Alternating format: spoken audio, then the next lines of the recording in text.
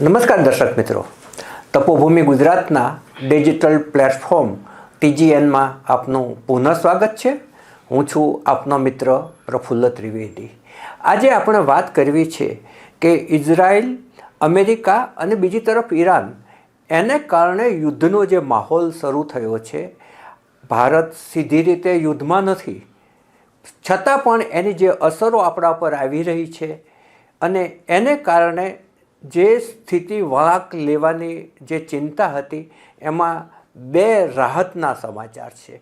પહેલા રાહતના સમાચાર એ છે કે પેટ્રોલ અને ડીઝલના ભાવમાં હાલ કોઈ વધારો નહીં થાય, અને બીજા રાહતના સમાચાર એ છે કે 4 દિવસ પહેલાં સંસદ અને રાજ્યસભામાં જ્યારે વડાપ્રધાન શ્રી નરેન્દ્રભાઈ મોદીએ એક ચિતાર આપ્યો હતો યુદ્ધનો, ત્યારે એમણે કોરોના જેવા સંકટ માટે તૈયાર રહેવા આહ્વાન કર્યું હતું. આમાંથી કેટલાક લોકોએ એવો અર્થ તારવ્યો હતો કે લોકડાઉન આવશે. એ અંગે આજે કેન્દ્રએ સ્પષ્ટતા કરી છે કે લોકડાઉન આવવાનું નથી. એટલે આજે બે પરિસ્થિતિ ક્લિયર થઈ છે અને એ બંને છે એ રાહતરૂપ છે. સૌથી પહેલી વાત કરીએ તો પેટ્રોલ અને ડીઝલની. તો પેટ્રોલ અને ડીઝલ ઉપર જે એક્સાઇઝ ડ્યુટી હોય છે કેન્દ્ર સરકારની, એમાં પેટ્રોલમાં પ્રતિ લિટર 10 રૂપિયા અને ડીઝલમાં પ્રતિ લિટર 10 રૂપિયા છે એ એમણે રાહત જાહેર કરી છે. જોકે આ રાહત સીધી ગ્રાહકોને નથી મળવાની, પરંતુ હાલ જે ઓઇલ કંપનીઓને જે નુકસાન થઈ રહ્યું છે એમાં એક એને સરભર થઈ રહે એ માટે આ પગલું લેવામાં આવ્યું છે. હાલ પેટ્રોલ ઉપર 13 રૂપિયા એક્સાઇઝ ડ્યુટી છે, જ્યારે ડીઝલ ઉપર 10 રૂપિયા એક્સાઇઝ ડ્યુટી છે. પેટ્રોલ ઉપર હવે 3 રૂપિયા એક્સાઇઝ ડ્યુટી રહેશે, જ્યારે ડીઝલમાં એ 0 થઈ જશે. બીજી તરફ યુદ્ધના કારણે ક્રૂડ ઓઇલના પ્રતિ બેરલ ભાવનો બહુ જ મોટો વધારો થયો છે. અગાઉ યુદ્ધ પહેલાંની વાત કરીએ તો $65 થી $70 પ્રતિ બેરલનો જે ભાવ હતો એ અત્યારે 100 અને $110 આસપાસ થઈ ગયો છે. એટલે જે ક્રૂડ ઓઇલ છે એ મોંઘું પડે છે. અને બીજું કે એ 85% બહારથી આયાત થાય છે, જેમાંથી લગભગ 20% છે એ જે ઈરાને જે ખાડીને બંધ કરી છે એ હોર્મુઝ સ્ટ્રેટમાં થઈને આવે છે, જ્યાં હજુ આપણા 22 જેટલા જહાજો છે એ અટકેલા છે. એટલે આપણે ઓઇલ છે એ 85% બહારથી આવે છે.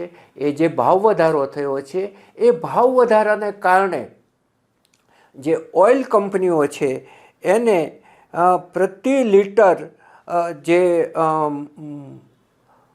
પેટ્રોલ છે એમાં 24 રૂપિયાની ખોટ જઈ રહી છે, અને ડીઝલની અંદર 30 રૂપિયાનો નુકસાન છે. 30 રૂપિયાનું નુકસાન છે એ કંપનીઓને ભોગવવું પડે છે. એ ઓછું થાય એટલા માટે એક્સાઇઝ ડ્યુટીમાં કેન્દ્ર સરકારે રાહત જાહેર કરી છે.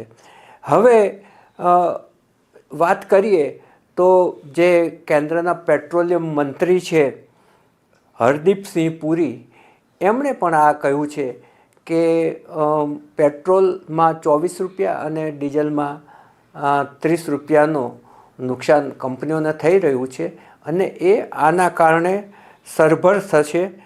અને જે બીજી બાજુ જે ખાનગી કંપની છે નાયરાએ ગઈકાલે પેટ્રોલમાં 5 રૂપિયા અને ડીઝલમાં 3 રૂપિયાનો વધારો કર્યો છે. આમ જોવા જઈએ તો પ્રીમિયમ પેટ્રોલના ભાવમાં વધારો થયેલો છે. ગેસના સિલિન્ડરમાં 60 રૂપિયા રાંધણ ગેસના એટલે ઘરેલું ગેસમાં, અને કોમર્શિયલ ગેસમાં 115 રૂપિયાનો વધારો પહેલાં પણ થયેલો છે.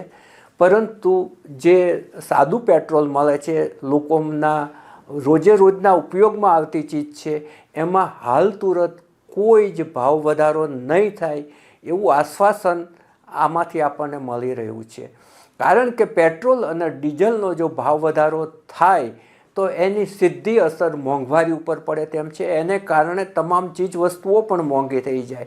એટલે મોંઘવારી છે એને કાબૂમાં રાખવા માટે કેન્દ્ર સરકારનો આ એક પ્રયાસ છે અને એને કારણે એ છે કે કાબૂમાં રહેશે અને હમણાં જે વાહન ચાલકો છે એના ખિસ્સા પર કોઈ વધારાનો બોજ નહીં આવે.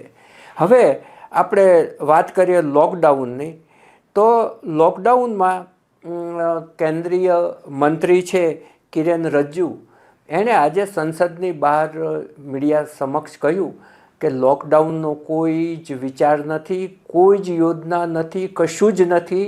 આવી અફવાઓ ફેલાવી ના જોઈએ અને આવી અફવાઓથી છે એ દૂર રહેવું જોઈએ.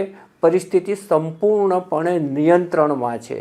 એમણે એમ કહ્યું કે વડાપ્રધાને 4 દિવસ પહેલાં સંસદમાં જ્યારે પ્રવચન કર્યું ત્યારે એમણે કહ્યું હતું કે આવનારો સમય દેશની સૌથી મોટી પરીક્ષા લેનારો છે. ટીમ ઇન્ડિયાની જેમ આપણે કામ કરવું પડશે, તેમાં રાજ્ય સરકારોનો પણ એટલો જ સહયોગ જોઈશે, એવી એમણે વાત કરી હતી.